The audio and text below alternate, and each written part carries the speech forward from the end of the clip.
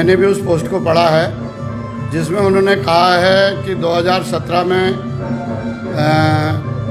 मैं खुद रामनगर लड़ना चाहता था और रंजीत रावत ने जिद करी, तो मैं अपने बड़े भाई और अपने आदर्श, किसी समय के आदर्श नेता हरीश रावत जी के संज्ञान में लाना चाहूँगा कि उन्होंने खुद स्वयं मुझसे कहा था कि सल्ट में तुमने बहुत सारे विकास कार्य कराए, उसके बाद भी सल्ट वालों ने तुमको हरा दिया, और सल्ट वालों के बारे में भी बहुत सारी चीज़ें कही थी।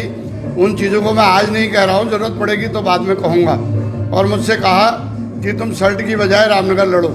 जब मैंने रामनगर तैयारी शुरू कर दी तो लास्ट में उन्होंने अपनी मंशा एक दिन जाहिर की कि तुम सल्ट चले जाओ। मैंने कहा जी मैं फुटबॉल नहीं हूँ, मैं पहले आपने कहा रामनगर लड़ो और अब करो सल्ट चले जाओ, तो ये संभव नहीं है। ये मैंने ज़रूर कहा और मैं हमेशा अपनी बात पर टिकता हूँ, जो कहता हूँ उसको करता हूँ। मुझसे एक ही गलती हुई है कि इस बार मैं अपने कुछ साथियों के समझाने की वजह से पार्टी का वास्ता दे करके उन्होंने मुझे जो है सल्ट जाने के लिए सहमत कर दिया। वो मेरी राजनीतिक भूल थी बड़ी इस बीच। लेकिन मैं कहना चाहूँगा हरीश रावत जी से कि उनके संज्ञान में लाना चाहूँगा, जब टिकटों का बंटवारा हो रहा था दिल्ली में, पार्टी हाईकमान के निर्देश पर मुझे और उनको स्क्रीनिंग कमेटी के चेयरमैन अविनाश पांडे जी के घर पे खेलगांव में बिठाया गया था। करीब 3.5 घंटे हमारी बैठक चली थी। उस दिन भी उन्होंने पांडे जी से कहा था कि रंजीत ने सल्ट में बहुत सारे विकास कार्य कराए, लेकिन सल्ट वालों ने इसको हरा दिया, इसलिए मैंने इससे कहा कि तुम रामनगर लड़ो।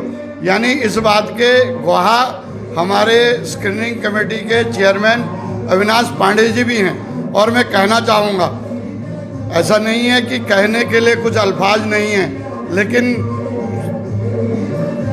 सिर्फ यह है कि एक अल्फाज लिहाज भी है। मैं बहुत लिहाज अभी तक किया है, बहुत कम चीज़ें कही हैं, लेकिन आज मैं कहना चाहूँगा कि हरीश रावत बड़ी मासूमियत से झूठ बोलते हैं और किसी भी नए राजनीतिक कार्यकर्ता को, नेता को अफीम चटा देते हैं और अपने सम्मान में ले लेते हैं। मेरा नशा खुद 35 साल में टूटा, और जिन लोगों को उन्होंने इस समय टिकट के नाम पर ठगा है और एक बहुत बड़ी धनराशि इकट्ठी की है, वो लोग उनके चक्कर काट रहे हैं। कुछ के पैसे उनके मैनेजर लौटा चुके हैं और कुछ लोग अभी उनके चक्कर काट रहे हैं। ये सारी चीज़ें सामने आएंगी। वो झूठ बोलते हैं मासूमियत से, पहले लोग समझते नहीं थे, अब लोग समझने लग गए हैं। और मैंने साल भर पहले एक बयान दिया था कि हरीश रावत की मनोदशा ठीक नहीं है, उनको आराम की ज़रूरत है। मैं आज फिर अपनी उस बात पे कायम हूँ। उन्होंने पिछले सल्ट उपचुनाव से पहले एक बयान दिया था कि सल्ट में भाजपा को वॉकओवर दे देना चाहिए।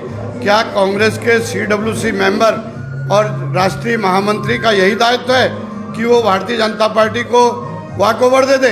उसके बाद जहां हमारे नेता राहुल गांधी दिन रात हर जगह पे कह रहे थे कि चौकीदार चोर है, उसके बाद हरीश रावत जी का बयान आता है कि मोदी तुझसे बैर नहीं, भाजपा तेरी खैर नहीं।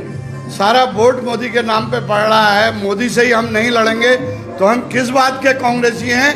इस पर हमको आत्ममंथन करने की ज़रूरत है।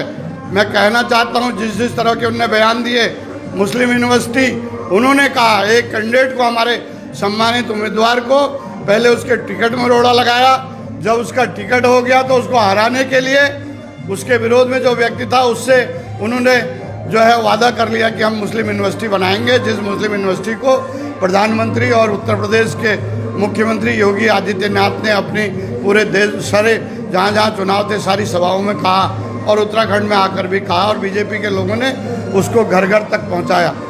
तो ये इस तरह के बयान क्या कोई जिम्मेदार आदमी देता है? और इस तरह के निर्णय, और जो कह रहे हैं हम साथ मिल करके लड़ते, तो क्यों नहीं लड़े भाई? एक शेर याद आ रहा है मुझे राहत इंदौरी साहब का, लगे कि आग तो आएंगे कहीं मकान जद में, कोई अकेले मेरा मकान थोड़ी यहाँ है करके। तो उन्होंने आग लगाई तो उनका खुद का मकान भी जद में आ गया। ये तथ्य है। इस सब से जब तक हम सबक नहीं लेंगे तब तक कांग्रेस का भला होने वाला नहीं है। धन्यवाद।